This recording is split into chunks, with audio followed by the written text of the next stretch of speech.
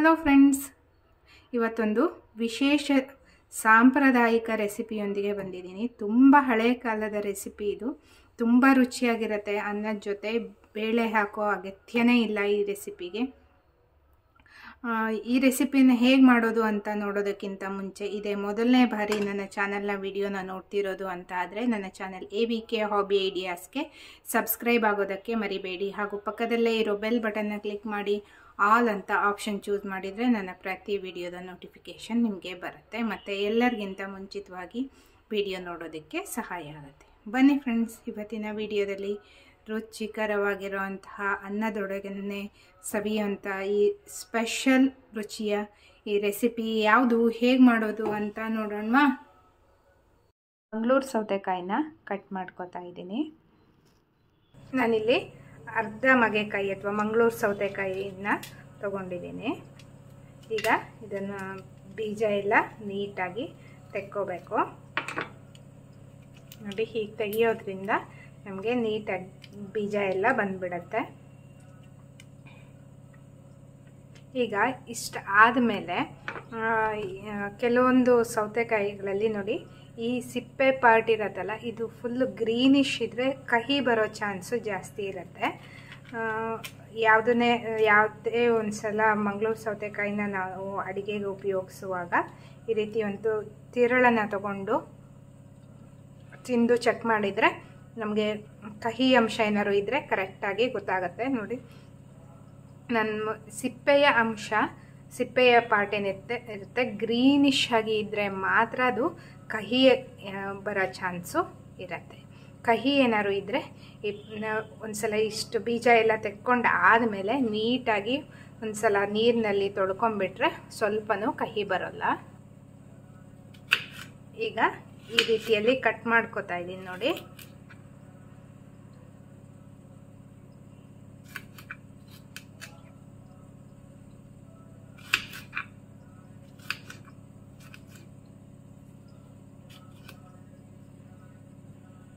ಈಗ full cut ಮಾಡಿ ಆಗಿದೆ. ಕಟ್ ಮಾಡಿ ಆದಮೇಲೆ ಈ ಒಂದೊಂದೇ ಹೋಳನ್ನ ಹಿಡ್ಕೊಂಡು ಹೀಗೆ ಕಟ್ ಮಾಡ್ಕೋಬೇಕು. ನೋಡಿ, ಸಿಪ್ಪೆಯ ಪಾರ್ಟ್ ಕಟ್ ಆಗಿರೋಲ್ಲ, ಈ ಮಧ್ಯದ ಪಾರ್ಟ್ ಮಾತ್ರ ಹೀಗೆ ಕಟ್ ಆಗಬೇಕು. ಇದೇ ರೀತಿಯಲ್ಲಿ ನಾನು ಇಷ್ಟು ಹೋಳುಗಳನ್ನು ಕಟ್ ಮಾಡ್ಕೋತಾ ಇದ್ದೀನಿ.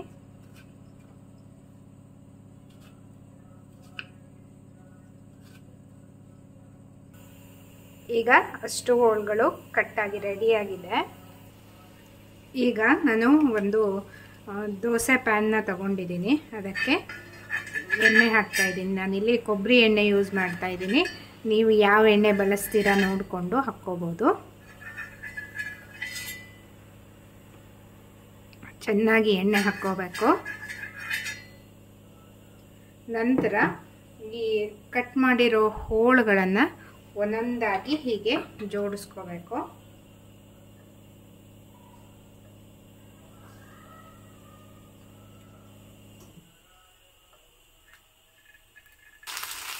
ನೋಡಿ, ಈಗ ಜೋಡಿಸ್ಕೊಂಡು ರೆಡಿಯಾಗಿದೆ. ಮೇಲ್ಗಡೆಯಿಂದ ಸ್ವಲ್ಪ ಎಣ್ಣೆ ಬಿಡ್ತಾ ಇದ್ದೀನಿ ನಾನು. ಮೀಡಿಯಂ ಫ್ಲೇಮಲ್ಲಿ ಇಟ್ಕೋಬೇಕು. ಈಗ ಮುಚ್ಚಿಬಿಟ್ಟು ಇದನ್ನು ಚೆನ್ನಾಗಿ ಬೇಯಿಸ್ಕೋಬೇಕು. ಸಿಪ್ಪೆ ಪಾರ್ಟ್ ಏನಿರುತ್ತೆ ಅದು ಚೆನ್ನಾಗಿ ಸ್ವಲ್ಪ ಗೋಲ್ಡನ್ ಬ್ರೌನ್ ಆಗೋ ರೀತಿ ಸುಡಬೇಕು. ಅಂದರೆ ನಾವು ಕೆಂಡದಲ್ಲೆಲ್ಲ ಸುಟ್ಟಾಗ ಹೇಗೆ ಬ್ರೌನ್ ಆಗುತ್ತಲ್ಲ ಆ ರೀತಿಯಲ್ಲಿ ಬರಬೇಕು. ಇದು ಚೆನ್ನಾಗಿ ಬೇಯ್ತಾ ಇರಲಿ ಎಣ್ಣೆಯಲ್ಲೇ. ನಾವು ಇದಕ್ಕೆ ಒಂದು ಮಸಾಲಾನ ರೆಡಿ ಮಾಡ್ಕೊಳ್ಳೋಣ. ಈಗ ಒಂದು ಪ್ಯಾನ್ನ ಬಿಸಿಗಿಟ್ಟಿದ್ದೀನಿ. ಇದಕ್ಕೆ ಒಂದು ಅರ್ಧ ಚಮಚ ಧನಿಯಾ ಹಾಕ್ತಾ ಇದ್ದೀನಿ, ಕೊತ್ತಂಬರಿನ. ನೆಕ್ಸ್ಟು ಒಂದು 1/4 ಚಮಚ ಜೀರಿಗೆ, ಒಂದು 1/4 ಚಮಚ ಸಾಸಿವೆ ಹಾಕ್ತಾ ಇದ್ದೀನಿ.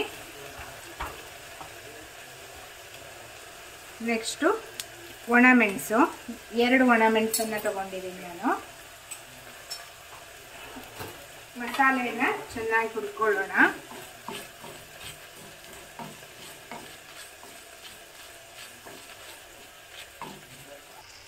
ನೋಡಿ, ಇವಾಗ ಒಂದು ಸ್ವಲ್ಪ ಕೊತ್ತಂಬರಿ ಸೊಪ್ಪನ್ನು, ಕರಿಬೇವಿನ ಸೊಪ್ಪನ್ನು ಹಾಕ್ತಾ ಇದ್ದೀನಿ. ಇದನ್ನು ಎಲ್ಲ ಚೆನ್ನಾಗಿ ಹುರ್ಕೋಬೇಕು. ನಾನಿಲ್ಲಿ ಸ್ವಲ್ಪವನ್ನು ಎಣ್ಣೆ ಬಳಸ್ತಾ ಇಲ್ಲ, ಹಾಗೆ ಡ್ರೈ ರೋಸ್ಟ್ ಮಾಡ್ಕೋತಾ ಇದ್ದೀನಿ. ಬೇಕಿದ್ರೆ ನೀವು 1 ಡ್ರಾಪ್ ಎಣ್ಣೆಯನ್ನು ಹಾಕಿ ಹುರ್ಕೋಬೋದು. ನೋಡಿ ಕ್ರಿಸ್ಪಿಯಾಗಿದೆ. ಇವಾಗ ಇದನ್ನು ಒಂದು ಪ್ಲೇಟ್ಗೆ ತೆಕ್ಕೊಳ್ಳೋಣ. ಈಗ ಬಾಣಲೆ ಸ್ವಲ್ಪ ಬಿಸಿಯಾಗಿರುವಾಗಲೇ ನಾನು 1 ಚಮಚದಷ್ಟು ಎಳ್ಳನ್ನು ಹಾಕ್ತಾ ಇದ್ದೀನಿ. ಅಂದರೆ ಸಣ್ಣ ಚಮಚದಲ್ಲಿ 1 ಚಮಚ ಎಳ್ಳನ್ನು ಹಾಕ್ತಿರೋದು. ಇದನ್ನು ಸಹ ಹುರ್ಕೋಬೇಕು.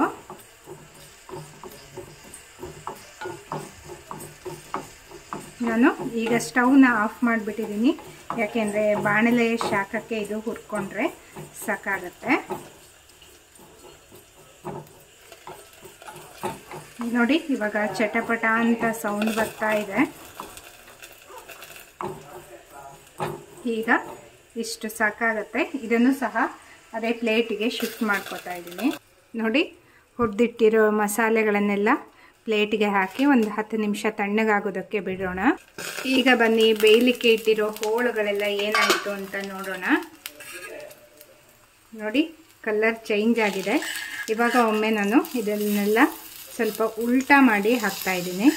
ಇವಾಗ ಸ್ವಲ್ಪ ಮೇಲ್ಗಡೆನೂ ಎಲ್ಲ ತುಂಬ ಚೆನ್ನಾಗಿ ಸ್ವಲ್ಪ ಗೋಲ್ಡನ್ ಬ್ರೌನ್ ಥರ ಆಗುತ್ತೆ.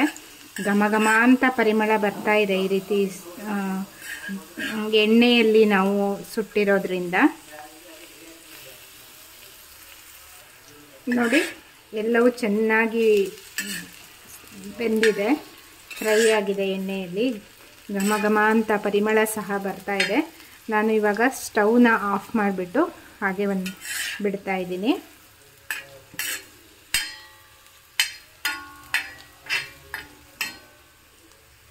ನೋಡಿ ಒಂದು ಮಿಕ್ಸಿ ಜಾರ್ ತೊಗೊಂಡಿದ್ದೀನಿ. ಇದಕ್ಕೆ 1 ಕಪ್ ಆಗೋಷ್ಟು ತೆಂಗಿನ ತುರಿ ಹಾಕ್ತಾ ಇದ್ದೀನಿ. ಇದಕ್ಕೆ ಈ ಪದಾರ್ಥಕ್ಕೆ ತೆಂಗಿನ ತುರಿ ಸ್ವಲ್ಪ ಜಾಸ್ತಿನೇ ಬಳಸಬೇಕಾಗತ್ತೆ. ನಂತರ ಹುರಿದಿಟ್ಕೊಂಡಿರೋ ಮಸಾಲೆಗಳನ್ನು ಹಾಕ್ತಾ ಇದ್ದೀನಿ. ಸ್ವಲ್ಪ ಹುಣಸೆ ಹಣ್ಣು. ಈಗ ಸ್ವಲ್ಪ ನೀರನ್ನ ಹಾಕಿಬಿಟ್ಟು ಚೆನ್ನಾಗಿ ಗ್ರೈಂಡ್ ಮಾಡ್ಕೊಳ್ಳೋಣ. ನೋಡಿ ಮಸಾಲೆ ರೆಡಿಯಾಗಿದೆ. ಈಗ ನೋಡಿ ಒಂದು ಪಾತ್ರೆ ತಗೊಂಡಿದ್ದೀನಿ. ಇದಕ್ಕೆ 1.5 ಕಪ್ಪು ನೀರು ಹಾಕೋ. ನಂತರ ಕರಿಬೇವು ಹಾಕಿದ್ದೀನಿ. ನೆಕ್ಸ್ಟು ಸುಟ್ಟಿಟ್ಕೊಂಡಿರೋ ಹೋಳುಗಳನ್ನೆಲ್ಲ ಹಾಕ್ತಾ ಇದ್ದೀನಿ. ನೆಕ್ಸ್ಟ್ ನೋಡಿ ರುಚಿಗೆ ತಕ್ಕಷ್ಟು ಉಪ್ಪನ್ನು ಹಾಕಿಬಿಡಬೇಕು ಇವಾಗೇನೆ. ಅಂದರೆ ಹೋಳುಗಳಿಗೆಲ್ಲ ಉಪ್ಪು ಚೆನ್ನಾಗಿ ಹಿಡಿಬೇಕಲ್ಲ, ಹಾಗಾಗಿ.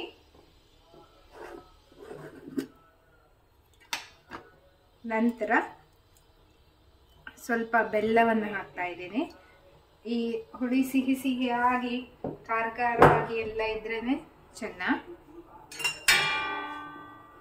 ಚೆನ್ನಾಗಿ ಒಮ್ಮೆ ಮಿಕ್ಸ್ ಮಾಡಿಬಿಟ್ಟು ಒಂದು ಒಳ್ಳೆ ಕುದಿ ಬರೆಸ್ಕೋಬೇಕು.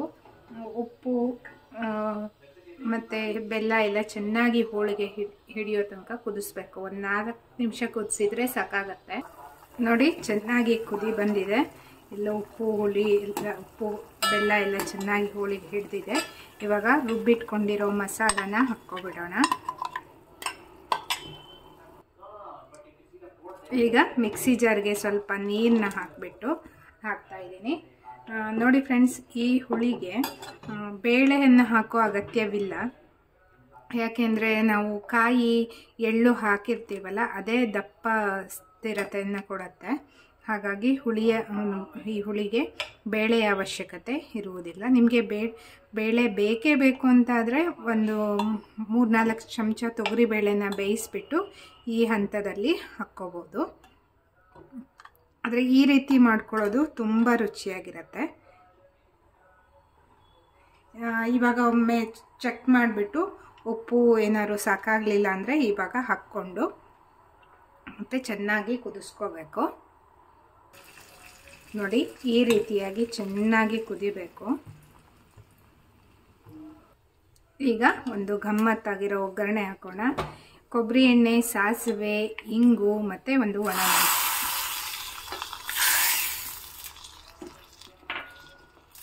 ನೋಡಿ ಫ್ರೆಂಡ್ಸ್, ಇವಾಗ ಸುಟ್ಟು ಹುಳಿ ರೆಡಿಯಾಗಿದೆ. ತುಂಬ ರುಚಿಯಾಗಿರುತ್ತೆ ಫ್ರೆಂಡ್ಸ್ ಈ ರೆಸಿಪಿ. ಅನ್ನದ ಜೊತೆ ಸೂಪರ್ ಆಗಿರುತ್ತೆ. ಸಿಪ್ಪೆ ಸುಟ್ಟು ಹುಳಿ ಅಂತಲೂ ಕರಿಬೋದು ಇದನ್ನು. ನೀವು ನಿಮ್ಮ ಮನೆಗಳಲ್ಲಿ ಅಕಸ್ಮಾತ್ ಮಾಡ್ತಿದ್ರೆ ಇದಕ್ಕೆ ಯಾವ್ಯಾವ ಹೆಸರಿಂದ ಕರಿತೀರಾ ಅನ್ನೋದನ್ನು ಕಮೆಂಟ್ ಮಾಡಿ. ತುಂಬ ರುಚಿಯಾಗಿರುವಂಥ ರೆಸಿಪಿ ನಿಮಗೆ ಗೊತ್ತಿರಲಿಲ್ಲ ಅಂತಂದರೆ ನೀವು ಒಮ್ಮೆ ಟ್ರೈ ಮಾಡಿ ನೋಡಿ ಹೇಗಾಗಿತ್ತು ಅಂತ ನಿಮ್ಮ ಅನಿಸಿಕೆನ ಕಮೆಂಟ್ ಸೆಕ್ಷನ್ನಲ್ಲಿ ತಿಳಿಸ್ತೀರಾ ಅಲ್ವಾ. ಮತ್ತು ನಿಮ್ಮ ಫ್ಯಾಮಿಲಿ ಫ್ರೆಂಡ್ಸ್ ಎಲ್ರಿಗೂ ಈ ವಿಡಿಯೋನ ಶೇರ್ ಮಾಡಿ. ಇದರಿಂದ ಅವರಿಗೂ ಸಹ ಒಂದು ರುಚಿಯಾದ ರೆಸಿಪಿಯನ್ನು ಕಲಿತ ಹಾಗೆ ಆಗುತ್ತೆ. ಮತ್ತೆ ಒಂದು ಹೊಸ ವಿಡಿಯೋದೊಂದಿಗೆ ಭೇಟಿಯಾಗೋಣ friends. Until then take care, bye. Thank you for watching friends.